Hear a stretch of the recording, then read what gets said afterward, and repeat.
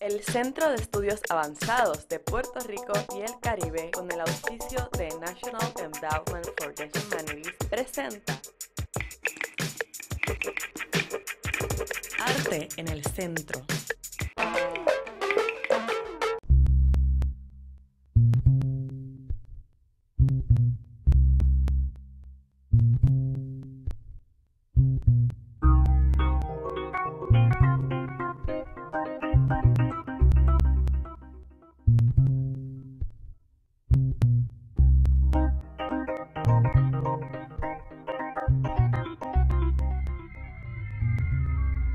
Fui primero que nada escritor, pero cuando tendría como unos 20 años, algo así, empecé a dibujar.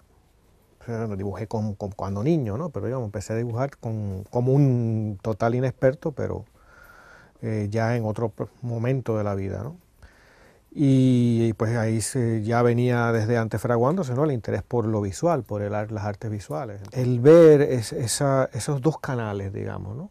Que estaban presentes, ¿no? Que están muy presentes, de hecho, en la historia del arte. Bueno, el deseo del lápiz yo creo que yo lo abordo bastante, yo lo veo eso desde las cavernas, ¿no? Pero digamos en el arte moderno, ¿no? Digamos, ¿no? Incluso antes del surrealismo y del dadaísmo, ¿no? Pero desde ahí es muy marcado. Yo recuerdo ver una exposición, por ejemplo, del grupo Cobra y ver que eran poetas pintores, ¿no? Que sea gente como Lucebert, como Constant, ¿no? Como Corneille, ¿no? Toda esa gente, Aleshensky, que manejaban el papel y la tinta.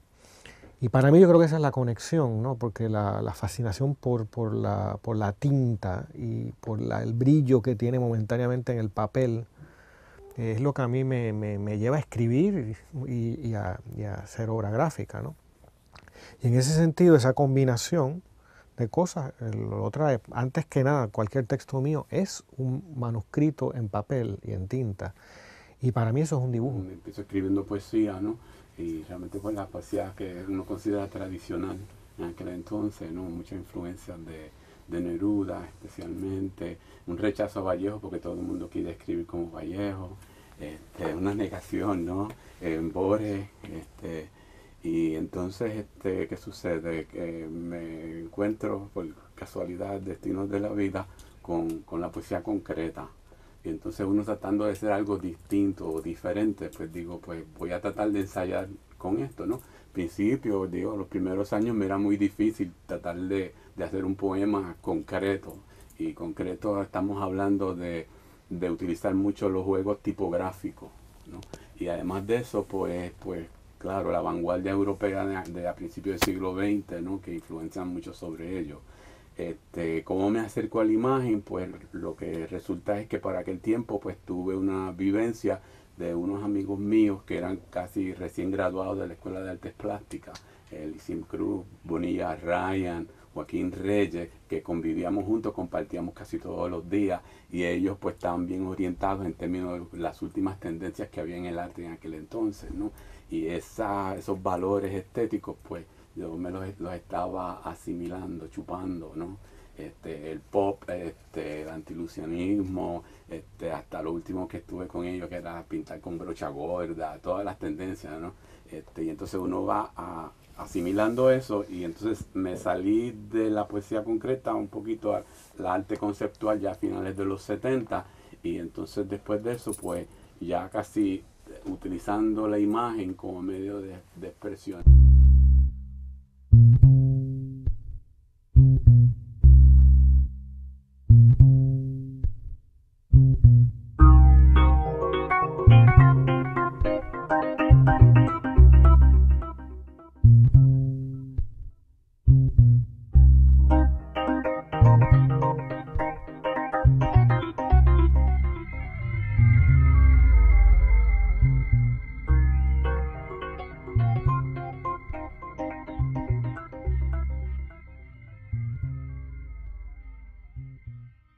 Por fuera de trabajo realmente fue un libro que hice comenzando a encontrar mi voluntad, porque las cosas que yo estaba haciendo no las concebía como que pudiesen caber dentro de un libro, sino estaba haciendo cosas independiente, y el concepto que tenía en ese momento, que digo finales de 75, 77, realmente ya yo no concebía que las cosas que yo hacía eran para estar en un libro. Sí las veía como que las podía pegar en las paredes, o las podía distribuir, o las podía hacer, y que todo el mundo disfrutara de ellas, y se acabó, ¿no? Porque ya estaba tratando realmente, era como, son periodos que uno pasa, ¿no? Alejándome de lo que llamaba el discurso, y realmente para creando las piezas como en ese momento, y efímera, y con cosas que bolsas de plástico, muchas cosas que hice que realmente pues no quedaban en ningún sitio, como dicen ahora, documentadas, que a mí me dicen, ¿tú no documentaste eso y no fotografiaste eso?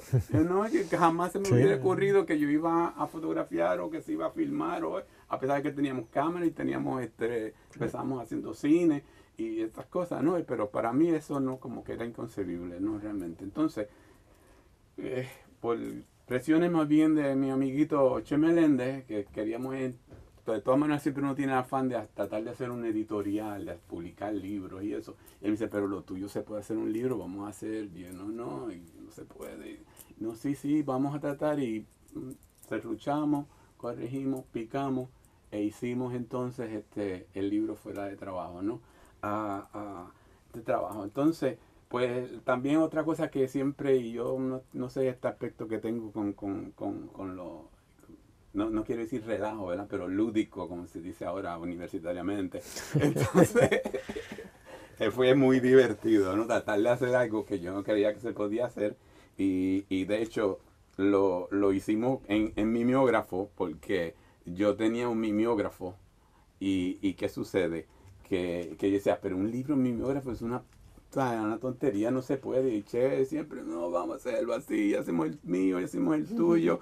Y la cuestión fue, terminamos picando mimeógrafo electrónico, que era lo más avanzado, se nos embarraban las páginas, le echábamos polvo, hacíamos mil cosas para que pudiera salir por lo menos una manera decente, y creo que el esfuerzo valió la pena, porque después de tanto tiempo, pues la gente pues le ha interesado, y esa preocupación que uno tiene, que si lo de uno vale la pena hacerlo, o si alguien le va a poner atención, o si no vale de nada, ¿no? Pero a la larga pues sí, estoy la verdad contento.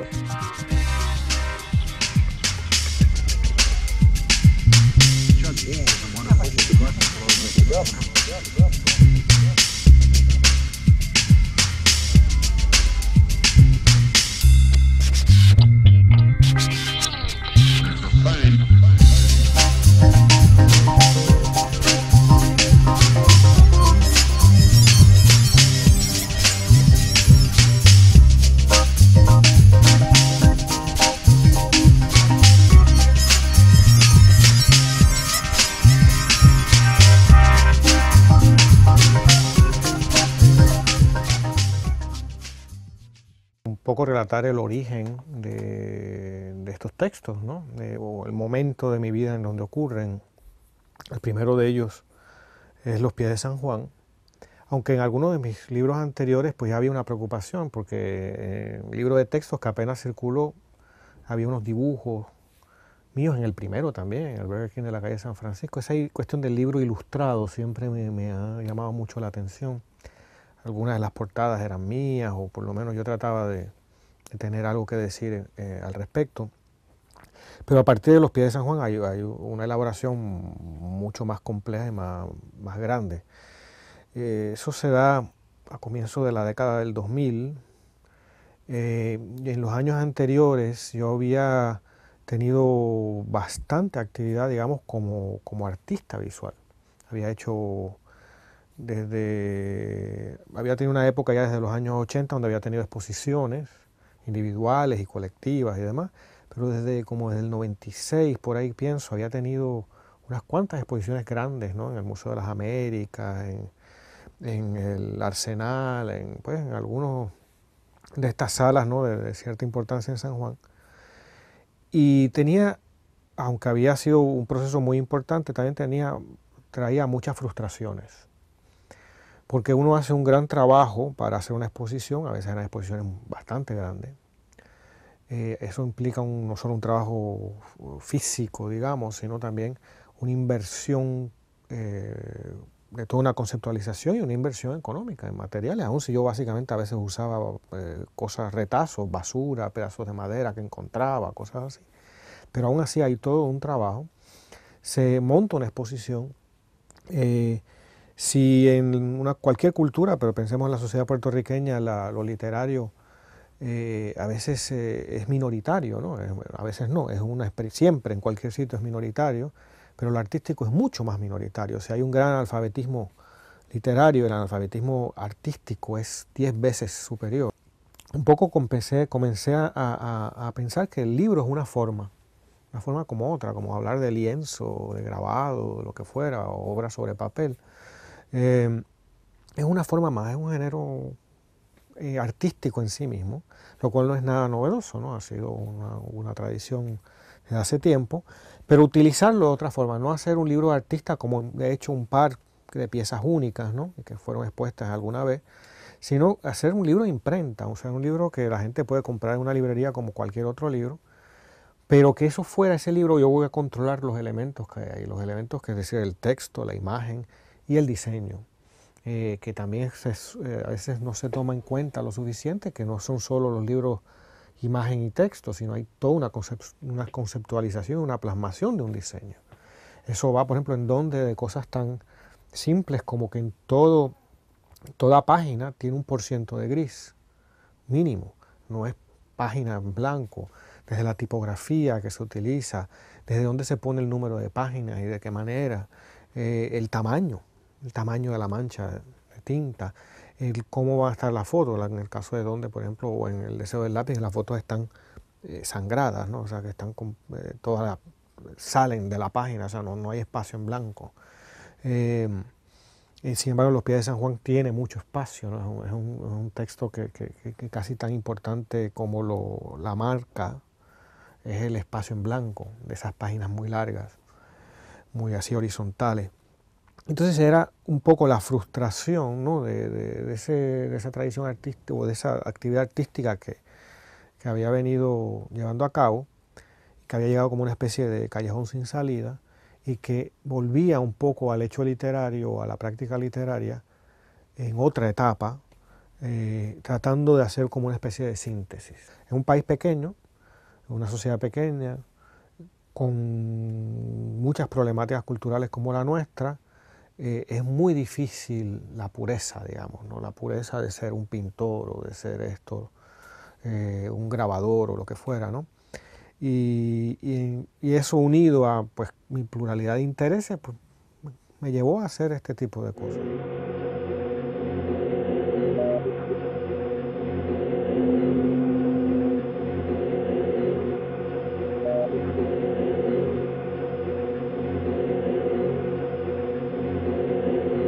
Es una ciudad perdida.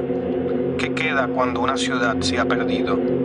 Sus clichés, sus fachadas o la compra de sus pequeñas alegrías. El recuerdo, la nostalgia, el dolor o acaso nada más que el sufrimiento que produce verla.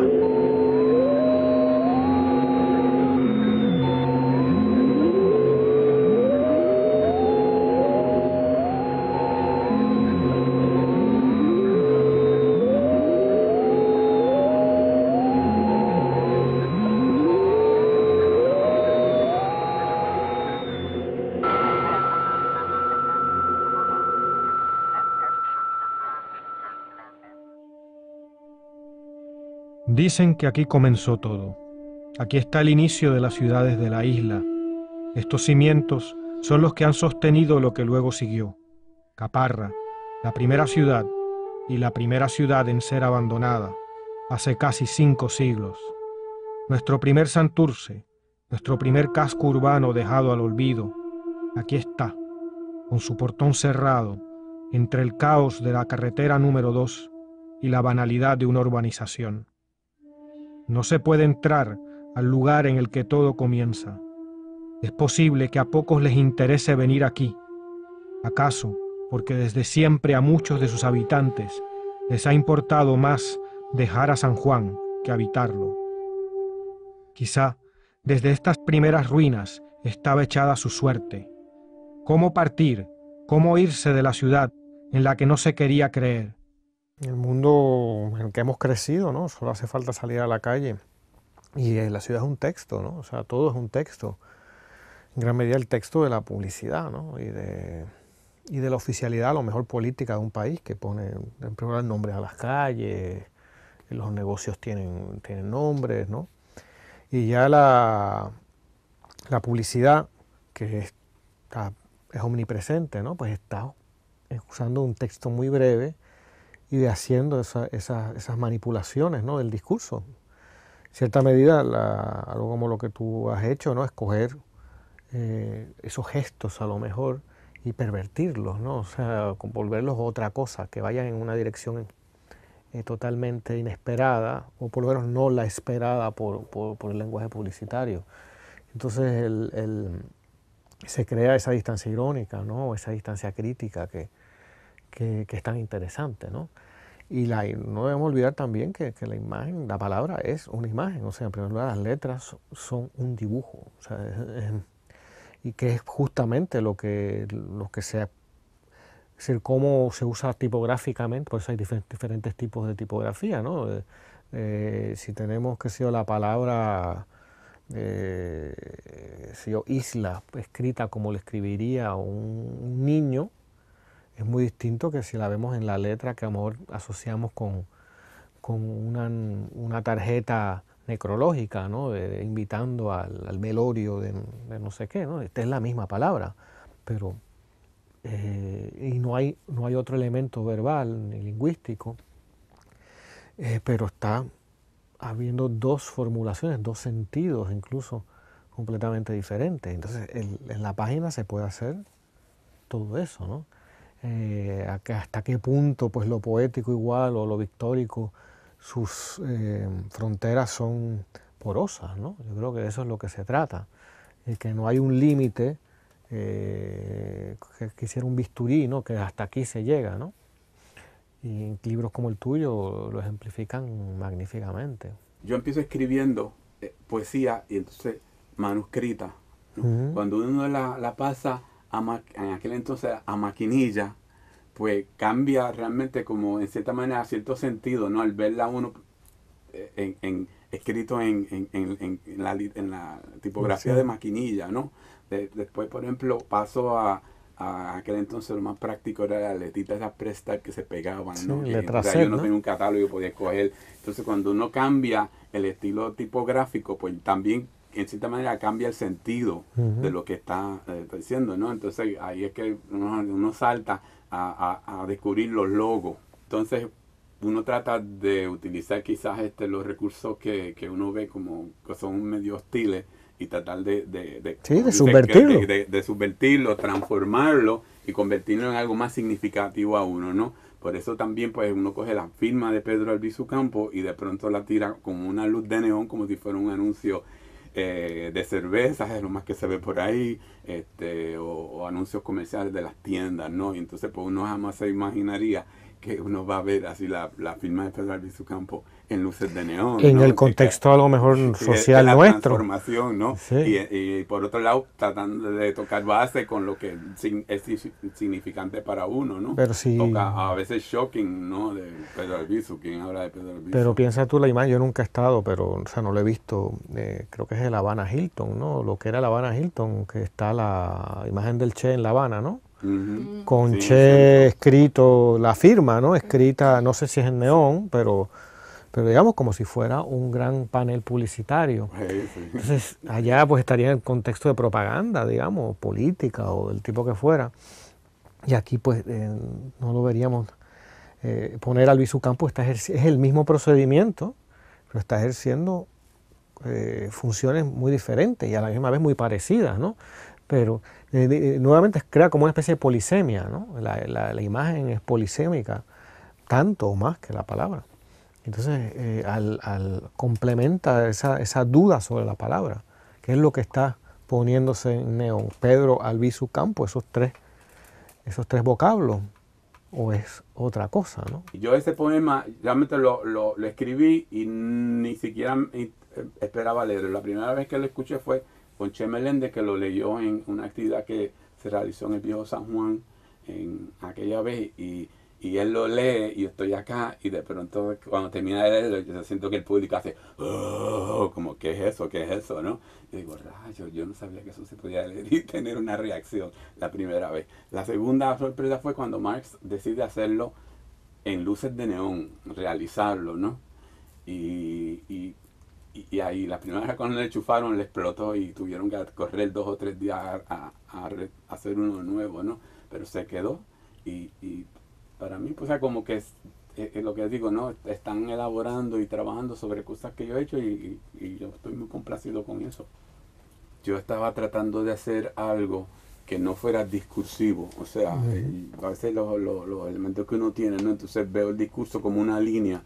Yo estaba tratando de llegar al punto donde se coge la palabra y se utiliza la palabra aunque se repita muchas veces, que pues, también es la influencia de los medios. Pero aquí paródicos, ¿no? Sí, O sea, y entonces y parodia. llevándolos vamos a decir, a otro nivel, o tratando de hacer un poco de cultura con ellos, ¿no? Tratando de bregar con la palabra. Entonces, pues, de esa manera traté de ser como reduccionista. Ese es como mi acercamiento hacia la imagen, ¿no? Y también convertir la palabra en imagen, ¿no? Y utilizar, pues, desde los recursos tipográficos que se vienen utilizando desde el principio del siglo hasta, pues, la oración. Para mí siempre el tema este de las influencias es problemático. Me cuesta mucho encontrar, cuando me preguntan en entrevistas o lo que fuera, ¿no? ¿A quién pensaría? Pues me quedo en blanco, ¿no? Muchas veces. Yo creo que porque más que artistas o escritores en particular, me importan más obras específicas y quizás hasta gestos de autores o de escritores, ¿no? En ese sentido, por ejemplo, con el acercamiento a lo fotográfico, sí viene por una larga tradición de no tanto de fotografía que va a acabar en una pared, en una galería, sino fotografía que va a acabar en un libro. La mayor parte de las obras y la experiencia artística que yo conozco viene por ver reproducciones en un libro, no por ver originales. Entonces, en ese sentido, el tener el libro como una cosa una ventana que uno abre y entra a un mundo vasto y distinto, ¿no? Pues es una cosa que siempre ha estado muy cerca. Y en el caso de la fotografía, pues el libro que hace el fotógrafo, ¿no? O el libro que recopila la obra de un fotógrafo. En ese sentido, pues sí puedo mencionar aquí a gente que me ha interesado y algunos de ellos que tienen cierta hibridez en su trabajo. Por ejemplo, un fotógrafo como Robert Frank, ¿no? Que en algunos de sus libros, ¿no? Introduce elementos, pequeños textos. También como tiene una obra también de video, que también yo algo he trabajado en ese sentido. Los plasmaciones del video en la página, palabras, raya el negativo, ¿no? Todavía trabajaba en negativo, y escribe cosas de manera muy burda, ¿no? Pues todos esos elementos eran muy interesantes, ¿no? A veces la influencia no es solamente alguien que le impacta a uno, es algo que uno no quiere hacer. Para mí esas yo creo que son de las influencias más importantes, ¿no? Lo que no quiero ser como esto, o lo que no pude ser, ¿no? Esa es la mayor influencia posible, porque uno no tiene control sobre ella. Lo que fue una imposibilidad, lo que fue la fatalidad de la vida de uno, ¿no? Que no, pues no, nunca tuve la beca, nunca tuve la oportunidad de ir a tal escuela, nunca pude estudiar, nunca pude. Y sin embargo, hay una obra. Soneto de las Estrellas, fíjate, ese de los poemas cuando lo hice, realmente pensé que podía ser para mí como el poema más sencillito y el que no le puse mucha atención. De hecho, en aquellos tiempos cuando estábamos pregando con Alicia La Roja, la sometí al taller de Alicia La Roja para que dar la oportunidad a la gente comentar, y me hicieron malos comentarios sobre ello. Nunca se lo publicaba en Alicia La Roja, ¿no? Sin embargo, pues es el que más se ha reproducido. Gracias por la antología universitaria. En el Departamento de Educación también lo utilizaron en el taller de Español 11, ¿no? Y es el que más le ha dado vuelta al globo en los sistemas informáticos. La primera vez en 2000, cuando chequeo que uno puede utilizar el recurso de la búsqueda, el search en Google, que le pongo mi nombre, me aparece allá que está un chatbot, que era lo que se utilizaba antes en poesía.com en Argentina. Yo digo, rayo, la primera vez que veo y todo el mundo inventándose el soneto de las estrellas, el soneto de las rosas, el soneto de... Digo, rayo, no me acuerdo. Entonces ahí, ¿no? Antier, lo cogen, hacen un performance en Cuernavaca, ¿no? Día de mi cumpleaños. Hacen un encendido del soneto de las estrellas, 100 y pico de mexicanos, ¿no? Y yo digo, rayo, está tremendo. Y ese es el que más y para mí, como que era como el más sencillito, el que no me gustaba, porque no estaba, para mí como que no estaba muy elaborado ni nada, ¿no? Como que pues una forma, yo sé, una contradicción, las constelaciones, ninguna está así, ¿no? Y todos son inventos las constelaciones, pero que logró sacar una abstracción, ¿no? Y entonces todo el mundo comentando y inventándose con eso. Y digo, bueno, está bien, cosas que uno hace y no sabe, realmente no sabe la proyección que va a tener.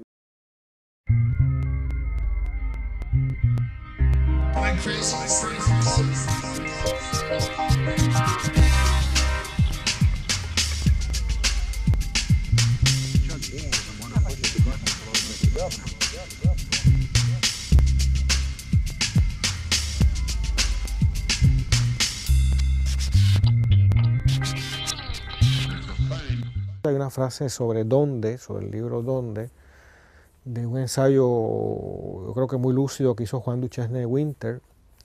Y en un momento él dice, bueno, ¿dónde es este concepto que va creándose en el libro, ¿no? Que es un concepto, bueno, que tiene una pretensión, digamos, universalista, ¿no? Pero él comenta, pero ¿dónde? No es donde quiera, ¿no? Y eso es muy cierto también, ¿no? O sea, porque es un lugar, en ese sentido hasta al final los listados de imágenes, ¿no? De las fotos, hay unas identificaciones que tienden a ser a veces muy irónicas, a veces muy sarcásticas, pero son muy específicas porque en parte se busca a quien lo mire, quien lo observe, demostrarle que si esta persona viene de este donde más inmediato a nosotros, de la ciudad de San Juan o de Puerto Rico, que hay sitios que pasa todos los días y no los ve, ¿no? Entonces hay sí una voluntad de mostrar, de que se vea lo que usualmente no se ve, y aun cuando está al frente de uno. Por eso mi uso de lo monocromático y sobre todo el blanco y negro, aparte de los valores estéticos indudables que tiene el blanco y negro y esa larga tradición fotográfica del blanco y negro que la fotografía digital y la fotografía a colores no ha eliminado. Pero el blanco y negro nosotros vemos en color, y ya el ver en color es una forma de no ver. Lo monocromático, en este caso el blanco y el negro, ¿no? Y el gris que compone la fotografía de ese tipo, es una forma de penetrar la realidad, una forma me parece que los ojos, la mirada se meta dentro de la fibra del papel. Y entonces, en ese sentido me gusta citar a Robert Frank, que por muchos años cité mal el término, digo su declaración, y yo decía, bueno, yo lo citaba de la siguiente manera, y era que él decía que black and white is the color of despair, ¿no? El blanco y negro es el color de la desesperanza. Pero la cita correcta es black and white is the color of hope and despair, ¿no? El blanco y negro es el color de la esperanza y la desesperanza. A mí me gusta más la primera, quizás la que yo deformé, porque desesperar es dejar de esperar, esa es la aceptación absoluta de lo real, del momento en el que uno vive, de la fatalidad del lugar, de la fatalidad del tiempo que le toca vivir. Y yo creo que eso es el sitio que es mi sitio, ¿no?